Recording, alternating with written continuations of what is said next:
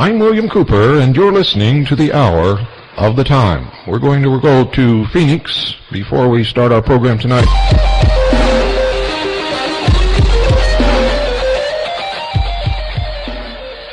Where Gene is going to tell us the medal report. Good evening, Gene. Bill, how are you doing tonight? Good. Did I wake you up? No, I'm awake. I was asleep last week, but I'm awake tonight. What's happening, my friend? Well, the market was fairly quiet today. Gold had a high today of 386.40 and a low of 383.80 to close at 384.90, down $1.40.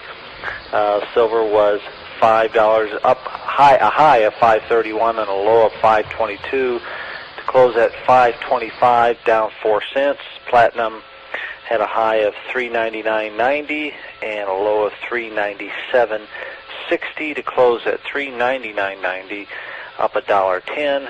And Dow had a high of 3,700, a low of 3661.50 to close at 3667, down $2.60.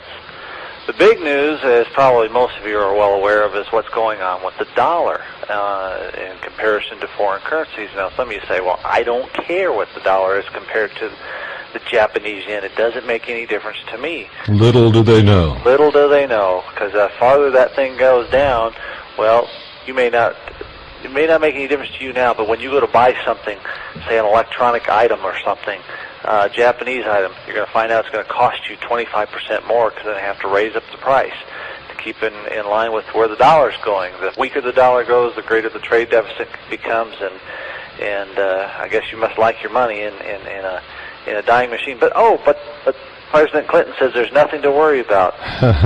Funny thing is, if that's true, why did Essex Management, who manages his blind trust, put his $1 million blind trust by the guy who's running his name is Joseph McNay, and he put his blind trust $1 million of it in gold? Gee, are they telling us? Do they know something that they're not telling us, or are they telling us something that is not really the truth? Well, not only will the cost of foreign goods go up, but the price of our exports will go down accordingly.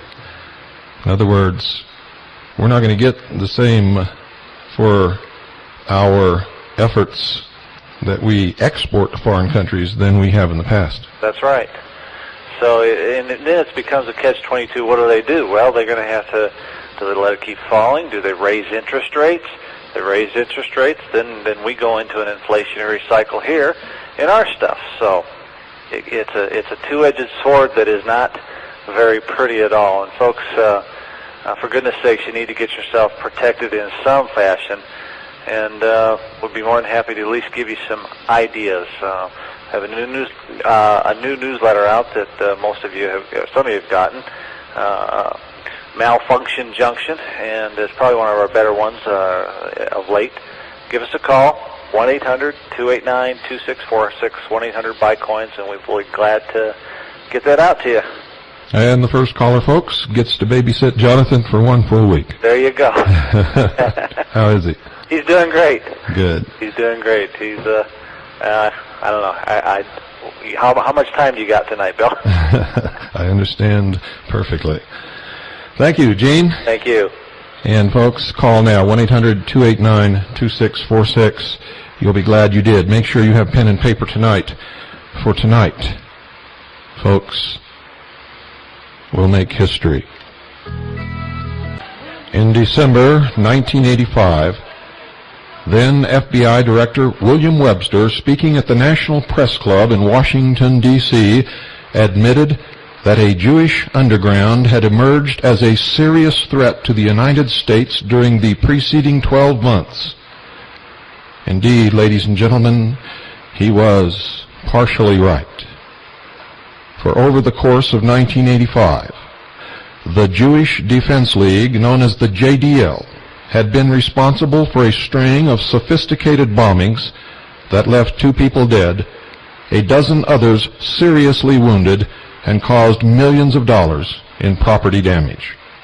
Alex Oda, the head of the California branch of the Arab American Anti-Discrimination Committee, or AADC, had been killed when a bomb went off at the group's Santa Ana office. 7 other people were hospitalized in the attack. Sherem Subzokov, a victim of the Justice Department's Nazi Hunting Office of Special Investigations, or OSI, had also died when a booby-trap bomb blew up in his home in Paterson, New Jersey. A Boston police officer responding to a JDL bomb threat at the local office of AADC was crippled for life when a pipe bomb blew up as he was attempting to defuse it. Jewish underground? No. Another terrorist arm of B'nai B'rith and the ADL, the Anti-Defamation League? Absolutely yes. All controlled from the Scottish Rite of Freemasonry. In each of these instances, the bomb attacks had been preceded by noisy public demonstrations and inflammatory press statements by Mordecai Levy, the leader of a JDL splinter group, the Jewish Defense Organization, or JDO. Although FBI boss Webster left his National Press Club audience with the impression that the so-called Jewish underground was a mysterious and amorphous outfit about which the FBI had little information, in truth, the Bureau had an exhaustive profile of all of the key personnel and their mode of operation. FBI agents on the scene of the Santa Ana, California murder of Alex Oda knew the identities of the 3 men who planted the bomb before Oda's body was even removed from the murder scene. You never knew any of this, did you? The killers were longtime Jewish Defense League members Andy Green, Keith Fuchs, and Bob Manning. The American-born trio were residents of an Israeli kibbutz in the occupied territories called Kiryat Arba. Kiryat Arba was a training camp and safe house for the JDL and its Israeli affiliate, the Kach Party, spelled K-A-C-H. The FBI, ladies and gentlemen, listed Fuchs, Green, and Manning as suspects in a total of 25 terrorist attacks inside the United States. But you see, most of you sheeple never even knew that there had been terrorist attacks inside the United States until a bomb went off in the World Trade Center in New York City. And then you knew about it only because it furthered the cause of worldwide Zionism, and it was blamed upon a group of Arabs who had direct ties to the Central Intelligence Agency. Fuchs had been jailed in Israel in 1983 for firing a Soviet-made AK-47 rifle at a busload of Arabs on the West Bank. Manning had served time in jail in the United States for bombing the home of an Arab-American activist. When the 3 JDLers arrived in Los Angeles several days before the Oda murder, they were already under FBI surveillance. But as so often happens with the FBI, they didn't prevent anything. It's no wonder that FBI Director Webster was not anxious to discuss details with the room full of reporters at the National Press Club, for unlike this reporter on the hour of the time, he was afraid. The Bureau had been in a position to prevent the bombing of the Santa Ana AADC office, and as they have in many, many instances, they either flubbed it or allowed it to happen because it furthered their own aims. Or worse. At the same time that the Jewish underground was conducting its bombing spree from coast to coast, the FBI was relying increasingly on the ADL for information about extremist groups inside the United States of America. This was the same ADL that would join with the KGB, and the East German Stasi in covering the trail of the assassins of Sweden's head of state, Olof Palme, which we'll cover. You can bet your boots we'll cover it. Even more to the point, this was the same ADL that was instrumental in the creation and deployment of such diverse terrorist groups as the JDL and, yes, ladies and gentlemen, the Ku Klux Klan. For how can they keep the Jews together in their own created ghettos to further the political aims of international socialism, also known as Zionism, if they don't present the Jews with a common enemy, all the rest of us, under the guise of the Ku Klux Klan, the skinheads, the white Aryan nation, anti-Semitism. Oh yes, you're going to learn things tonight you never dreamed were happening in this country, the land of the free and the home of the brave. Turns out to be the Liars Club. According to Robert Friedman, the biographer of JDL founder Rabbi Meir Kahane, the militant Jewish group was controlled from its founding days by a secret three-person committee made up of future Israeli Prime Minister and Mossad Operations Chief Yitzhak Shamir, an Israeli parliamentarian Gela Cohen, and Brooklyn ADL Chairman Bernard Deutsch, whom we've already discussed on earlier programs. It was at a December 1969 meeting between Cohen and Kahane, arranged by Deutsch, that the JDL launched its campaign of terror and intimidation against Soviet diplomats in New York and Washington, aimed at forcing the Soviets to loosen up their immigration laws for Jews. In the early days, before JDL head Kahane hooked up with mobster Joe Colombo, and many JDLers began funding their terrorist operations by selling dope, or running syndicate shakedown operations, or performing hits through their Murder Incorporated branch, ADL man Deutsch had been the money bags behind the Jewish militants. Deutsch's involvement with the JDL was such a well-kept secret that his Kahane links remained virtually unknown until 1991. Just as the secret society, the branch of the Illuminati known as B'nai B'rith, had quietly steered other Jewish American groups to smuggle arms into Russia on the eve of the Bolshevik Revolution, the ADL ran the Jewish underground from behind the scenes, often going through the motions of publicly denouncing the GADL violence to make sure that no direct links were ever surfaced. And these Jews were used the same as Ollie North was used, by making them think that they were performing acts of patriotism to protect the Jewish community as a whole, to further the security of the state of Israel.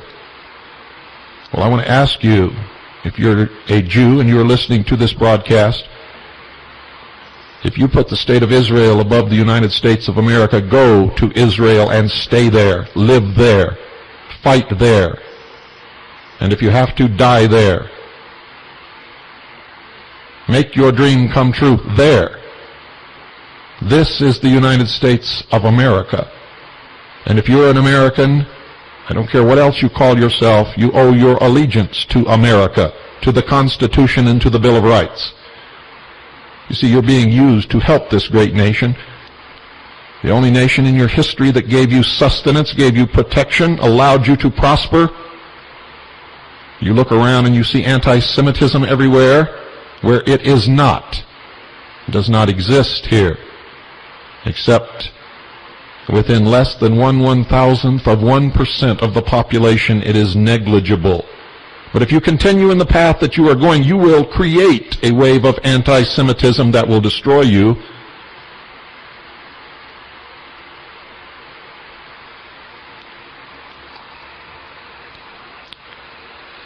Mordecai Levy, the leader of the JDL splinter group that managed to show up on the doorsteps of Alex Oda and Shirim Subzakov on the eves of their assassinations, maintained direct and frequent contact with the ADL's fact-finding division head, Erwin Sewell.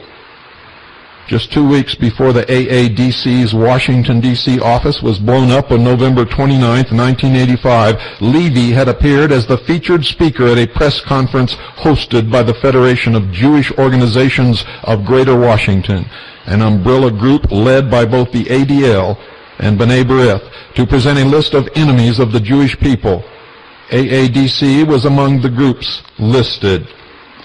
On more than one occasion, Levy's provocateur antics nearly exposed the ADL's hand in fomenting domestic violence, ladies and gentlemen, and here's the truth. of how these people operate. And here's the truth of anti-Semitism in America. And here's the truth of swastikas painted on synagogues and on the headstones in Jewish cemeteries. This is the truth, and you'd better listen. And you'd better stop being afraid of these people, and you'd better stop being afraid of being called anti-Semitic. And you'd better point to these traitors and these terrorists and these scum and call them what they are. On February the 16th, 1979, Levy, using the pseudonym James Gutman, filed an application with the United States Park Service in Philadelphia, Pennsylvania, to obtain permission to hold a rally. Now remember, this is Levy, using the pseudonym James Gutman, a German name. I wonder why he did that. Well, you're going to find out. The rally permit, ladies and gentlemen, sought by Levy, a member of the ADL, the Anti-Defamation League, supposedly existing for the protection of Jews. The rally permit sought by Levy, also known as Gutman on this occasion, was not filed in the name of the JDL, which he was also a member of. Levy was posing as a leader of the American Nazi Party. Levy was posing as a leader of the American Nazi Party, seeking a permit for a Ku Klux Klan and Nazi Party rally at Independence Hall, the site of the signing of the Declaration of Independence. Remember, I told you about the Hegelian method of political conflict resolution? Remember, I told you there's no such thing as a patriot community? Remember, I told you that these people who are bringing about the New World Order control both sides of every issue. Indeed, they create the issues.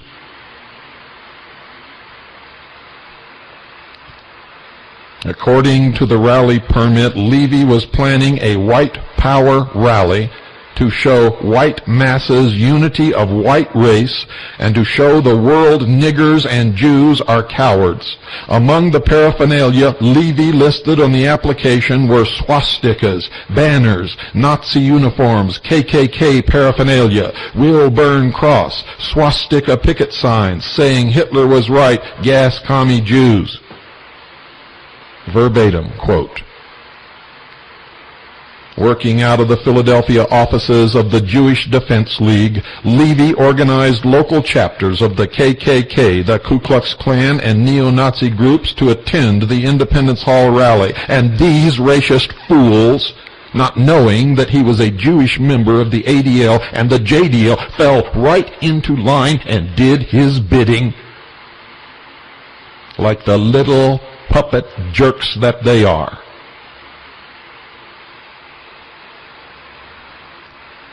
In the case of the Trenton, New Jersey Ku Klux Klan, Levy had an inside track.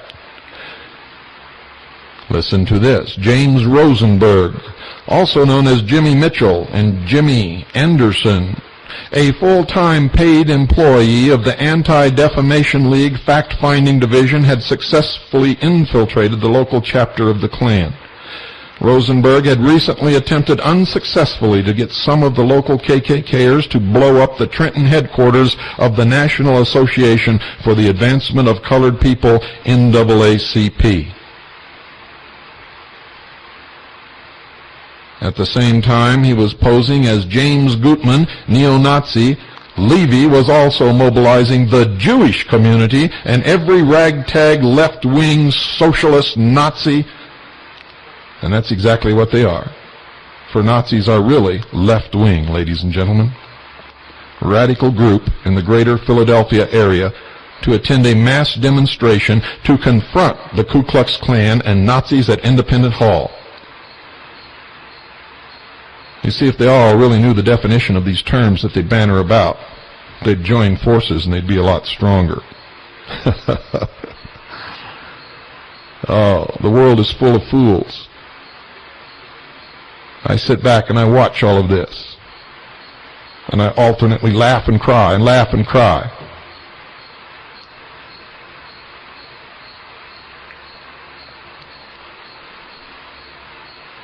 All the ingredients, ladies and gentlemen, were there for a serious, very serious right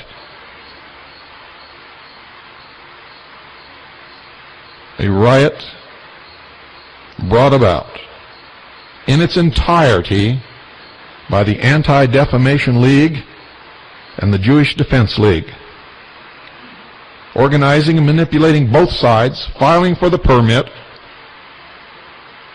urging violence, attempting to get people to blow up a bridge.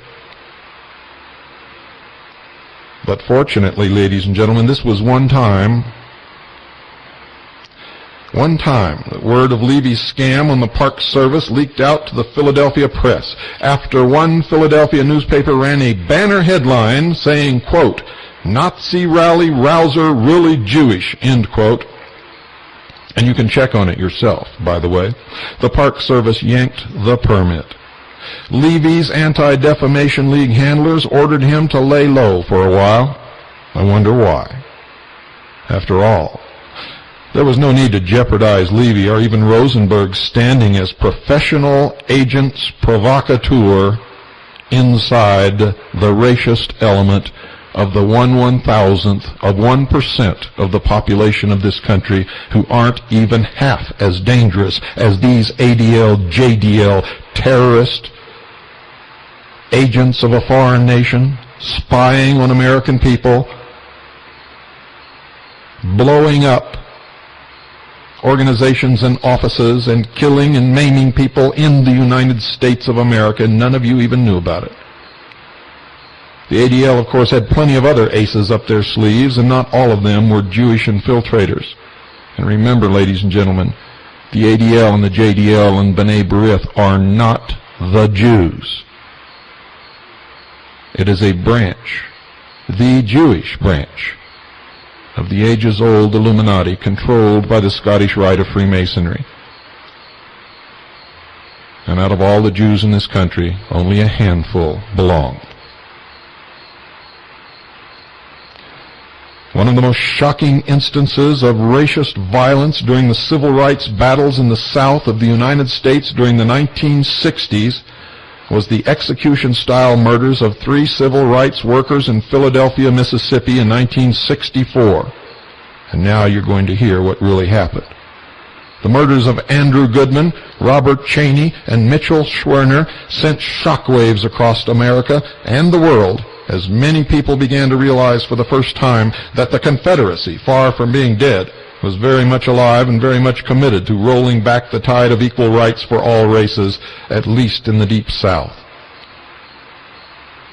True to its historical roots in the southern jurisdiction of the Scottish Rite of Freemasonry and in the original Confederate secessionist plot, the Anti-Defamation League, contrary to its own published propaganda, and that's exactly what it is, propaganda, lined up squarely with the Klan, the Ku Klux Klan, where it counted the most, with its checkbook. One particularly sordid instance of collusion between the Anti-Defamation League and the Ku Klux Klan came to light in a hail of bullets on the night of June 30th, 1968, in Meridian, Mississippi, outside the home of ADL official Meyer Davidson. When the smoke cleared, a local school teacher named Kathy Ainsworth lay dead, and a second man, Thomas A. Terrens III, lay dying, after being hit with over 70 bullets, ladies and gentlemen, fired by 22 local police and FBI agents. Shades of Waco.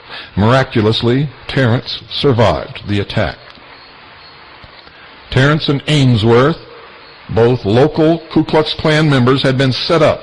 They went to Davidson's home, ladies and gentlemen, that night to plant a bomb on his doorstep, not knowing that the leader of their own Ku Klux Klan chapter had betrayed them, and that a small army of police and FBI sharpshooters was waiting in the bushes to ambush them. Right after this short break, I'll tell you who planned it and who brought it about. The entire affair, ladies and gentlemen, had been staged by the Anti-Defamation League. That's right. The entire affair had been staged by the Anti-Defamation League, the agent provocateur inside the local Ku Klux Klan chapter who set up Terrence and Ainsworth was one of the killers of Goodman, Cheney, and Schwerner. Alton Wayne Roberts was out on bail awaiting his trial along with 6 other members of the White Knights of the Ku Klux Klan for the Philadelphia, Mississippi murders, when in the early spring of 1968 he cut a deal with the Anti-Defamation League's regional director, Adolph Botnick. The New Orleans-based Botnick had been a long-standing friend of the late Guy Bannister. Kennedy assassination. The former FBI special agent implicated by District Attorney Jim Garrison in the assassination of President John F. Kennedy. Botnick, with the blessings of Meridian-based FBI Special Agent Frank Watts and Meridian Police Detective Luke Scarborough, agreed to pay Alton Wayne Roberts and his brother, Raymond Roberts, $69,000 to become the League's paid agents provocateur. $25,000 in unmarked $20 bills was hand-delivered from New Orleans to the Roberts brothers just days before the Ainsworth-Terrence ambush. At the time the deal was struck, the White Knights, led by the 2 Roberts brothers, had been on a 9-month bombing spree. 9-month bombing spree. And you thought poor old David Koresh was a bad guy. You stupid sheeple. You need to be sheared. You need to be led to the slaughter. You need your asses kicked. You need to wake up quick. You wonder why I get angry behind this microphone. Sometimes I wonder why I'm behind this microphone.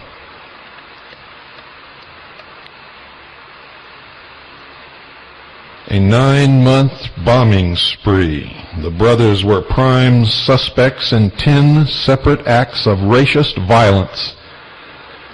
In addition to the Philadelphia murders, 3 of these attacks were directed against synagogues and Jewish leaders in Mississippi. Do you understand, folks? It's not the Jews. The Jews are being lied to. They're being manipulated just like all of you are.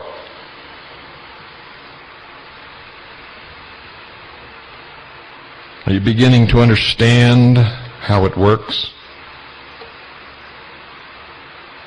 3 of these attacks were directed against synagogues and Jewish leaders in Mississippi.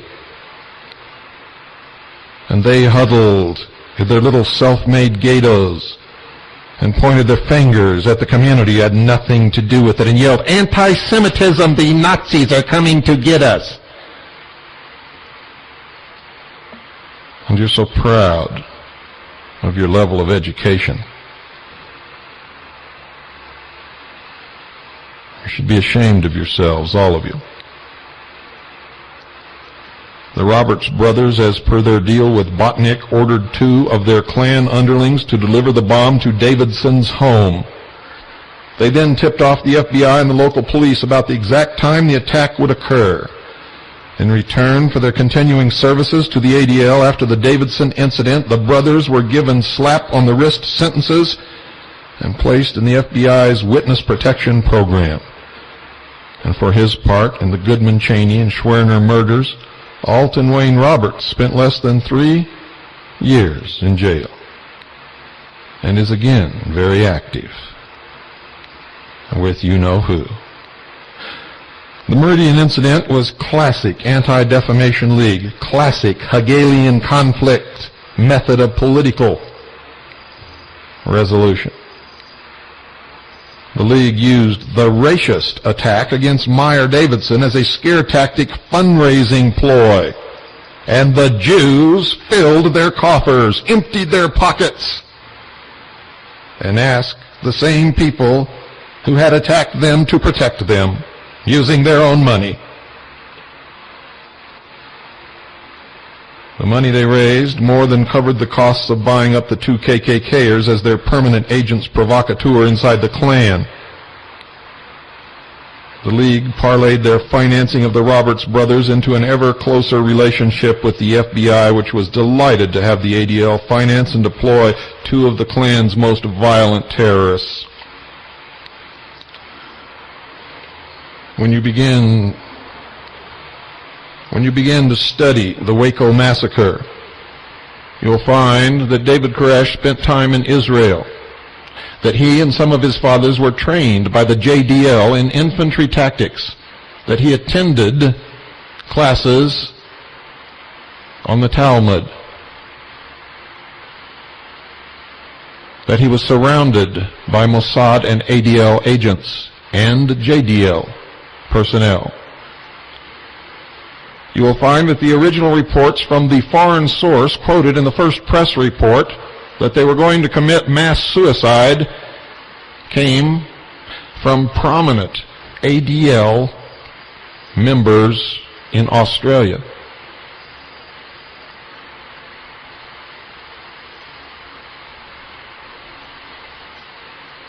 You people better wake up. You better do it fast. Koresh in the Hebrew language means Cyrus. David, of course, the house of David, the famous king of Israel.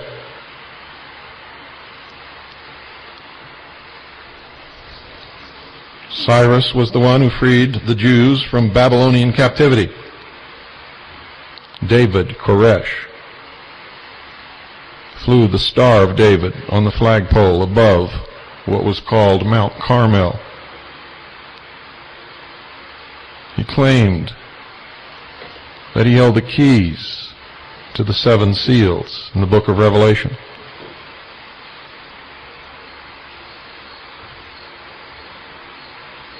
Poor, brainwashed, mind-controlled, manipulated David Koresh.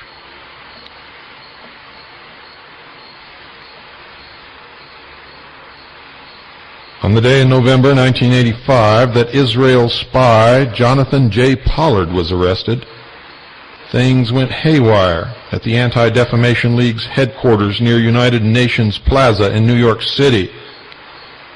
National Chairman Kenneth Bailkin immediately flew off to Israel to assess the damage and to make arrangements for the appropriate American attorneys to be brought in to represent not only the jailed spy but the other more senior players in the nominally Israeli spy ring. Were you aware that the headquarters of B'nai B'rith and the ADL is in the same building occupied by the Trilateral Commission? Among the most important of those senior players was Colonel Aviam Sella, an Israeli Air Force war hero who had been Pollard's recruiter on behalf of the secret Israeli techno-spy unit, Lekim. Sella's cover for his spy recruiting was that he was in the United States taking graduate courses at New York University, and Sella's wife Ruth, a practicing attorney, reportedly was working on the staff of the ADL's legal department while the couple lived in New York. Any published links between the ADL and the Pollard spy apparatus could naturally prove very, very damaging, especially in light of the cozy relationship the League was enjoying with the Reagan White House at the time. You see, while still in Israel, Bailkin telephoned fellow ADL man Leonard Garment of the politically powerful law firm of Dickstein Shapiro. Garment was then the personal lawyer for United States Attorney General Edwin Meese. He agreed at Bailkin's urging to represent Sella in the Pollard matter, despite the obvious severe conflict of interest. What an understatement. At the ADL's Washington, D.C. office, Myra Lansky Boland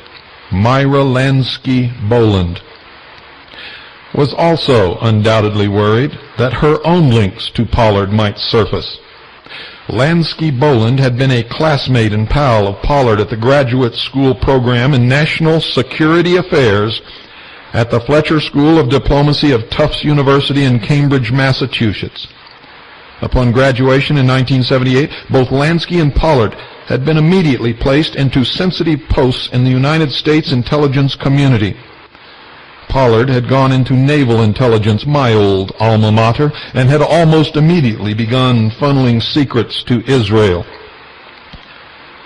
Lansky Boland had gone to work for the Central Intelligence Agency, And after a 2-year stint with the CIA, she had transferred to the Pentagon, where she worked under Dr. Andrew Marshall at the Office of Net Assessments, a little-known but very, very powerful unit that prepared technical assessments of Soviet military capabilities. In 1982, Lansky had left the government to work full-time for the ADL in Washington. Now, don't even believe that she ever left anything. Shortly after her arrival at the ADL from the Pentagon, she was assigned as the case officer on the League's multi-million-dollar campaign to smear and jail Lyndon LaRouche and scores of his associates for naming the Scottish Rite of Freemasonry, B'nai B'rith, and the ADL in the attempts to destroy the United States of America. Now, don't get me wrong, folks. I am not for Lyndon LaRouche. He's a screaming socialist himself, masquerading as a conservative. But nevertheless, he has brought out a lot of truth about a lot of things, and he was framed and wrongfully imprisoned. All brought about by the ADL. Following the Pollard arrest, Andrew Marshall would be identified, ladies and gentlemen, as a suspected senior member of the Pollard spy ring, although no charges were ever brought against him, and he remains to this day in his post at the Defense Department. To this day, Pentagon officials have never succeeded in pinning down the identity of the Mr. X who gave Pollard the code numbers of the classified documents that the naval intelligence analyst then stole and passed on to Lekim. Both Pollard and Lansky had gotten their government spy jobs courtesy of Fletcher School professor Yuri Ra'anan.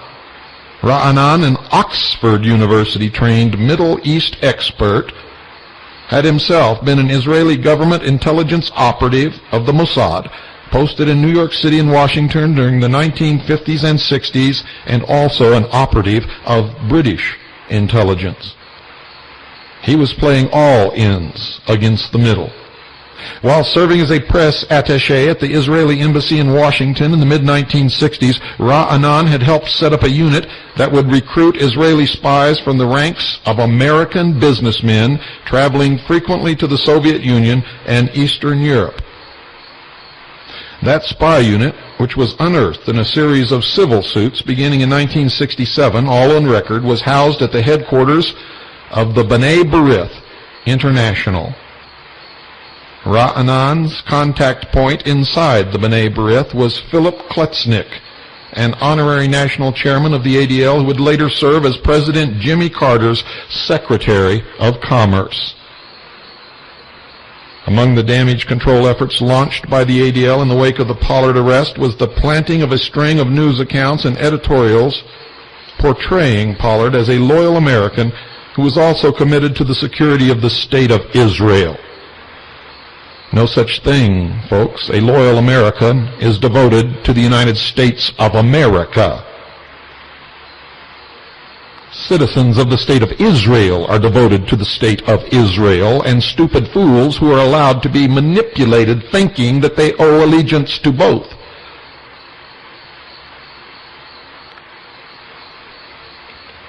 I have nothing against Israel, but Israel needs to take off its diaper and stand on its own 2 feet.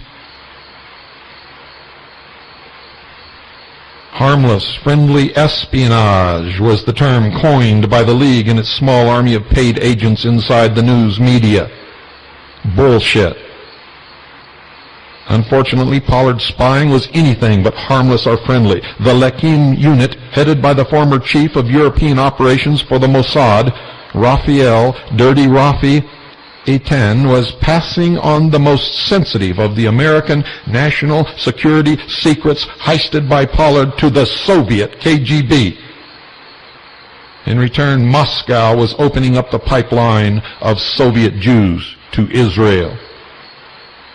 It was treachery of the highest order, and then Secretary of Defense Caspar Weinberger was fully aware of the magnitude of Pollard's crimes when he asked the judge to sentence Pollard to life in prison after the spy agreed to plead guilty. He should have been executed. In a 46-page classified affidavit submitted to the judge in the Pollard case, Weinberger showed that much of the Pollard material wound up in Soviet hands and that it would cost the United States billions of dollars to repair the national security damage done by the Pollard spy ring. The ADL is not a friend of the United States of America. The JDL is not a friend of the United States of America. B'nai B'rith is not a friend of the United States of America. The Scottish Rite of Freemasonry is not a friend of the United States of America. Israel is not a friend of the United States of America.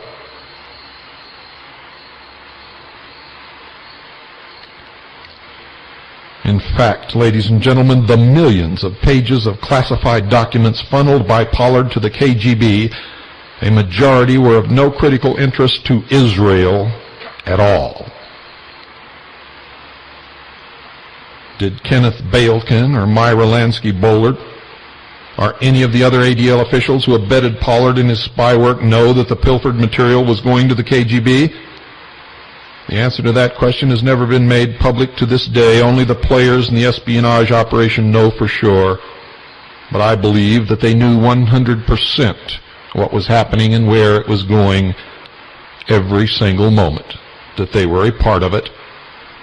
And remember, folks, they organized it. They put it together, and they controlled it.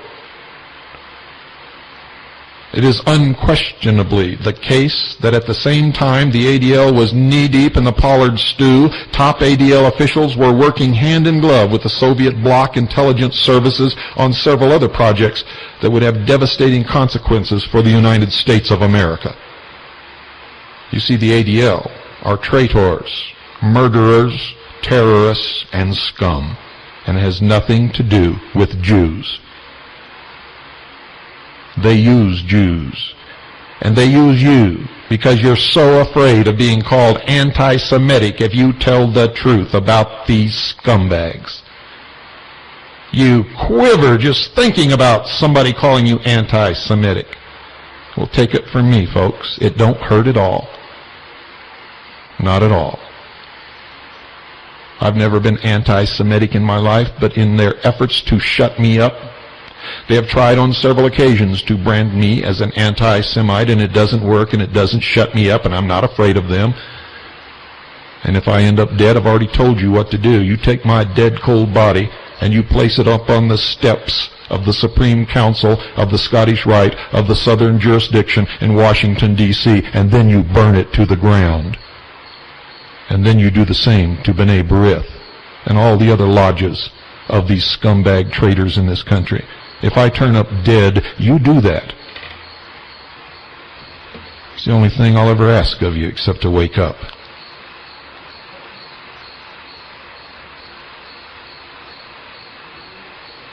One such ADL friend of Moscow was Whiskey Baron Edgar Bronfman. Edgar Bronfman. Remember, we discussed him on an earlier episode of the ADL expose. The third-generation Bronfmans had successfully transformed their father's Prohibition-era bootlegging business into a legitimate whiskey empire called Seagram's. And every time you take a drink of Seagram's, no matter what it is, you are furthering the goals of B'nai B'rith, the Scottish Rite of Freemasonry, and the ADL. And you are helping to destroy this country. Don't drink anything that Seagram's bottles ever. This transformation, ladies and gentlemen, had been aided early on by the United States Treasury Department, which cut a deal with Sam and Abe Bronfman in the close of Prohibition, enabling them to pay several $1 million in back taxes in return for a whitewashing of their decade of big-time crimes.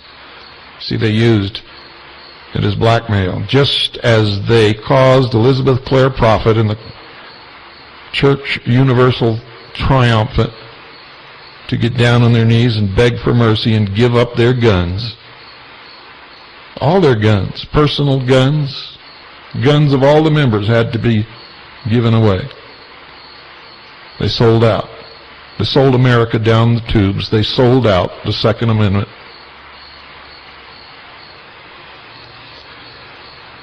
And the Treasury Department cut a deal and made sure that Sam and Abe Bronfman didn't go to jail if they paid several $1 million in back taxes and made them legitimate crooks.